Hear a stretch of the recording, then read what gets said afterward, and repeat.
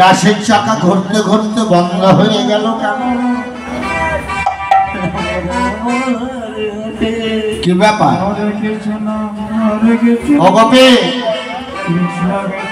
রাশের চাকা ঘুরতে ঘুরতে বন্ধ হলো কেন? এই রাসমঞ্চে নিশ্চয় পুরুষ প্রবেশ করেছে। এই রাসমঞ্চে পুরুষ থাকার কথা নয়, পুরুষ বর্জিত রাস।